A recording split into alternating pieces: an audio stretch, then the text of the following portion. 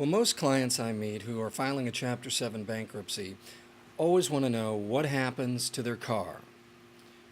Well, if you have a loan on your car, basically there are four options. One option is to surrender the vehicle, the other is to reaffirm the debt. You can redeem the debt and the vehicle, or you can just continue to make payments in certain jurisdictions. Surrender. Basically, if you file a Chapter 7 bankruptcy and you want to get out from under the car loan, you surrender it, you give it back, and get out from under the payment. You do this on the Statement of Intentions. It's a form filed in your bankruptcy case. Now, you look at the price you paid, your interest rate, and ask yourself, does it make sense to keep this car? Sometimes bankruptcy is an opportunity to get out from under an obligation that was a bad deal to start with or just not sustainable under the current situation. Now, the other option is to reaffirm the debt. This is the most popular option, and it basically means that the debt survives the bankruptcy case.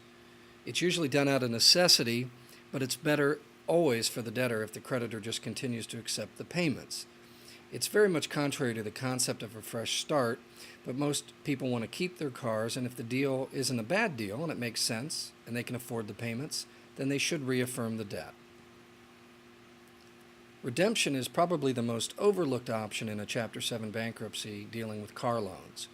This is a court procedure under the code that allows us to file a motion to value the car at its current value, even if that's less than what's owed. And there are certain lenders, like 722 Redemption Funding, who will step in and fund the loan at the lower court-ordered valuation. This is a great option for people who don't want to get locked into reaffirming at the full price, but want to keep their car, and this enables them to do that and pay less for it if they can get approval or come up with a lump sum to pay off the car under the court valuation. And the final option is ride-through. Some jurisdictions allow you to just continue to make payments, and that's great. Now, Florida is not one of those jurisdictions, but even in Florida, many car creditors are happy to continue to just take the payments as long as you're current on the loan without formally reaffirming the debt.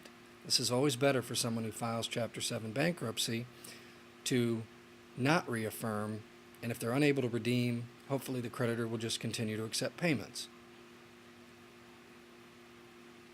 If you have any more information on bankruptcy or questions involving vehicles in bankruptcy, please visit me at my website, www.legalquestion.com.